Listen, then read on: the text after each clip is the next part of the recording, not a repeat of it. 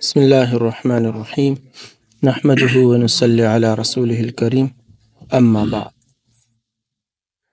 حبشہ کی طرف ہجرت کا تذکرہ چل رہا تھا کہ صحابہ کرام کفار مکہ کے اذیتوں سے تنگ ہو کر آخرکار اس بات پر مجبور ہو گئے کہ وہ اپنے وطن کو چھوڑ دے، تو حضور صلی اللہ علیہ وسلم نے فرمایا تفرقوا فی الارض فإن اللہ سیجمعکم، کہ زمین میں پھیل جاؤ، اللہ تعالیٰ عنقریب قریب تم کو دوبارہ جمع کرے گا۔ صحابہ رضی اللہ عنہم نے عرض کیا یا رسول اللہ ہم کہاں چلے جائیں؟ تو آپ صلی اللہ علیہ وسلم نے فرمایا کہ اس طرف، اور آپ نے حبشہ کی زمین کی طرف اشارہ کیا، تو صحابہ کرام نے حبشہ کی طرف ہجرت کی۔ 2 ہجرتیں ہوئی، تو دوسری ہجرت کا تذکرہ چل رہا تھا۔ اس میں جو قریش کا وفد آیا تھا بادشاہ کے سامنے، رشوت پیش کر کے، تحفے تحائف پیش کر کے ان کو اپنے ساتھ لے جانے کی کوشش کی، تو چونکہ وہ اپنے اس ترکیب میں ناکام ہوئے، حضرت جعفر رضی اللہ عنہ نے بادشاہ کے سامنے تقریر کی جو کہ کل ہمارے سامنے آئی، اور پھر اسی میں انہوں نے چند سوالات کیے وفد قریش سے۔ وفد قریش سے حضرت جعفر رضی اللہ عنہ کے 3 سوال۔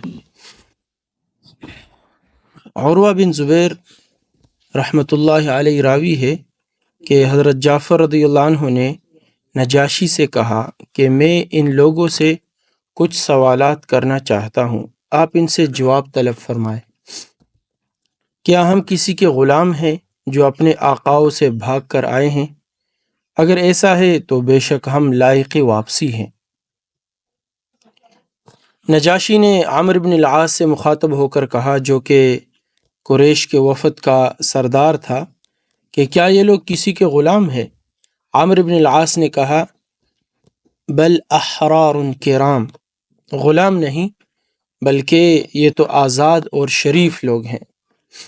حضرت جعفر رضی اللہ عنہ نے نجاشی سے کہا آپ ان سے یہ بھی دریافت کریں کہ کیا ہم کسی کا خون کر کے آئے ہیں، یعنی کسی کو قتل کر کے آئے ہیں؟ اگر ہم کسی کا ناحق خون کر کے آئے ہیں تو آپ بلا تعمل ہم کو اولیاء مقتول کے حوالے کر دیجیے، جن کا ہم نے قتل کیا ہے ان کے جو ولی ہیں ان کے حوالے کر کے ہم اس کے لیے تیار ہیں۔ نجاشی نے عمرو بن العاص سے مخاطب ہو کر کہا هل احرقوا دما بغیر حق، کیا یہ لوگ ناحق خون کر کے آئے ہیں؟ عمرو بن العاص نے کہا لا قطرة من دم، کہ خون کا ایک قطرہ بھی انہوں نے نہیں بہایا۔ حضرت جعفر رضی اللہ عنہ نے نجاشی سے کہا آپ ان سے یہ بھی دریافت کریں کہ کیا ہم کسی کا کچھ مال لے کر بھاگے ہیں؟ اگر بالفرض ہم کسی کا مال لے کر آئے ہیں تو اس کو ادا کرنے کے لیے ہم تیار ہیں۔ پہلے تو لے کر نہیں آئے، فرض کر لو ہم لے کر بھی آئے ہیں تو اس کے لیے ہم تیار ہیں۔ نجاشی نے عمرو بن العاص سے مخاطب ہو کر کہا اگر یہ لوگ کسی کا مال لے کر آئے ہیں تو میں اس کا کفیل اور ضامن اور اس کے تاوان کا ذمہ دار ہوں۔ اللہ تعالیٰ نے نجاشی کے دل میں چونکہ ایمان داخل کیا تو پھر اس نے وہ کام کر کے دکھائے کہ جس کی وجہ سے مسلمانوں کو کافی تقویت ہوئی اور ان کے دل کو اطمینان پہنچا۔ تو انہی میں سے یہ بات بھی ہے کہ اس نے کہا کہ پہلے تو ہے نہیں، اگر ہو بھی تو میں اس کا کفیل ہوں۔ عمرو بن العاص رضی اللہ عنہ نے کہا، جو کہ اس وقت تو رضی اللہ عنہ نہیں تھے، بعد میں بنے، کہ ولا قیرات، یہ لوگ تو کسی کا ایک قیرات یعنی ایک پیسہ بھی نہیں لے کر آئے۔ نجاشی نے وفد قریش سے مخاطب ہو کر کہا پھر کس چیز کا مطالبہ ہے؟ جب یہ تینوں باتیں ان میں سے کوئی بھی نہیں ہے تو پھر کس وجہ سے ان کو تم اپنے ساتھ واپس لے جانا چاہتے ہو؟ عمرو بن العاص نے کہا ہم اور یہ ایک دین پر تھے، ہم اسی دین پر قائم رہیں اور ان لوگوں نے اس کو چھوڑ دیا اور ایک نیا دین اختیار کر لیا۔ اسی وجہ سے اللہ کے نبی صلی اللہ علیہ وسلم نے فرمایا بدأ الاسلام غریبا وسيعود كما بدأ فطوبى للغرباء، اسلام شروع میں اوپرا تھا، اب یہ کہہ رہے کہ نیا دین، اوپری چیز ہے نا، تو کہا کہ اللہ کے نبی نے فرمایا کہ اسلام شروع میں نیا تھا، اوپرا تھا، لوگ اس کو اوپرا سمجھ رہے تھے، انجان سمجھ رہے تھے، اس سے واقف نہیں تھے، اور ایک زمانہ پھر ایسا آئے گا، پھر اللہ نے اسلام کو ایک عروج دیا، لیکن پھر ایک زمانہ ایسا آئے گا کہ اسلام کو اوپرا سمجھا جائے گا۔ اور خوشخبری ہے ان لوگوں کے لیے جو اس وقت اسلام کی محنت کرے اور اسلام کو آگے پھیلانے کی کوشش کرے۔ نجاشی نے صحابہ سے مخاطب ہو کر کہا کہ جس دین کو تم نے چھوڑا اور جس دین کو تم نے اختیار کیا وہ کیا دین ہے؟ حضرت جعفر رضی اللہ عنہ نے کہا، اما الذی کننا فیہ فدین الشیطان وامر الشیطان نکفر باللہ ونعبد الحجارہ واما الذی نحن علیہ فدین اللہ عز وجل نخبرک ان اللہ بعث الینا رسولا كما بعث إلى الذين من قبلنا فآتانا بالصدق والبر ونهانا عن عبادة الأوثان فصدقناه وآمنا به واتبعناه فلما فعلنا ذلك عادانا قومنا وأرادوا قتل النبي الصادق وردنا في عبادة الأوثان ففررنا إليك بديننا ودمائنا وَلَوْ أَقَرَّنَا قَوْمُنَا لَاسْتَقْرَرْنَا فَذَلِكَ خَبَرُنَا۔ حضرت جعفر رضی اللہ عنہ نے کہا، جس دین پر ہم پہلے قائم تھے وہ شیطان کا دین تھا، اور شیطان کا حکم تھا۔ وہ دین یہ تھا کہ ہم اللہ کے منکر تھے، پتھروں کی عبادت کرتے تھے، اور اب جس دین پر قائم ہے وہ اللہ عز و جل کا دین ہے۔ اللہ نے ہماری طرف ایک رسول بھیجا جیسا کہ ہم سے پہلی امتوں کی طرف نبی اور رسول بھیجے، پس وہ رسول سچائی اور نیکی کو لے کر آئے اور ہم کو بتوں کی پرستش سے منع کیا۔ ہم نے ان کی تصدیق کی اور ان پر ایمان لائے، ان کے پیرو ہو گئے۔ اس پر ہماری قوم ہماری دشمن ہو گئی اور اس سچے نبی کے قتل پر تل گئی، اور یہ ارادہ کر لیا کہ ہم کو پھر اسی بت پرستی میں لوٹا دے۔ بس ہم اپنا ایمان اور اپنی جان لے کر آپ کی طرف بھاگ کر آئے ہیں۔ اگر ہماری قوم ہم کو وطن میں رہنے دیتی تو ہم نہ نکلتے۔ یہ ہے ہمارا قصہ۔ حضرت جعفر رضی اللہ عنہ اور ان کے رفقا نے جب حبشہ سے مدینہ منورہ کا قصد کیا تو نجاشی نے، یعنی یہ اس چونکہ پیچھے بات گزر چکی ہے کہ 7 ہجری کو فتح خیبر کے موقع پر صحابہ کرام حبشہ سے واپس آئے، تو اس کی طرف اشارہ کیا کہ حضرت جعفر رضی اللہ عنہ اور ان کے رفقا نے جب حبشہ سے مدینہ منورہ کا قصد کیا، واپس جب آنے لگے تو نجاشی نے سب کو سفر خرچ اور زاد راہ دیا، مزید برآں کچھ ہدایہ اور تحائف بھی دیے، اور ایک قاصد ہمراہ کیا اور یہ کہا کہ میں نے جو کچھ تمہارے ساتھ کیا، یعنی جو اچھا رویہ اور میرا جو سلوک تمہارے ساتھ رہا، اس کی اطلاع آن حضرت صلی اللہ علیہ وسلم سے کر دینا کہ میں اس بات کی گواہی دیتا ہوں کہ اللہ کے سوا کوئی معبود نہیں، اور اس بات کی گواہی دیتا ہوں کہ آپ بلا شبہ اللہ کے رسول ہیں، اور آپ سے درخواست کرتا ہوں کہ میرے لیے استغفار یعنی دعائے مغفرت فرمائیں۔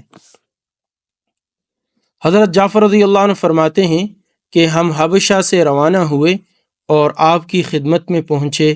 آپ صلی اللہ علیہ وسلم نے مجھ کو گلے لگایا۔ تو کل بھی یہ بات سامنے آئی تھی کہ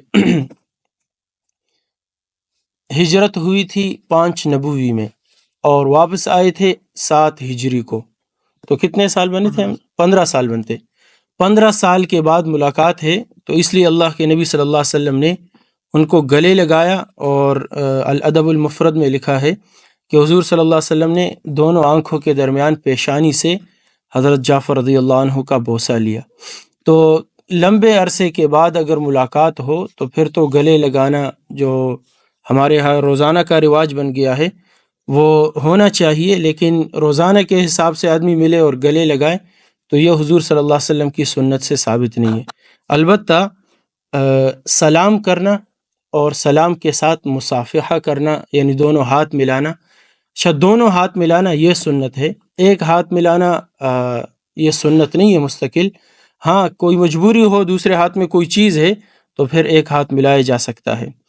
اور صرف ہاتھ ملانا بغیر سلام کے یہ بھی صحیح نہیں ہے، پہلے سلام ہو اور پھر مصافحہ ہو، بلکہ ایک حدیث میں آتا ہے کہ مصافحہ یہ سلام کی تکمیل ہے۔ تو اس لیے ہمیں وہ کام کرنا چاہیے جو ہمارے پیارے نبی حضرت محمد صلی اللہ علیہ وسلم سے ثابت ہے۔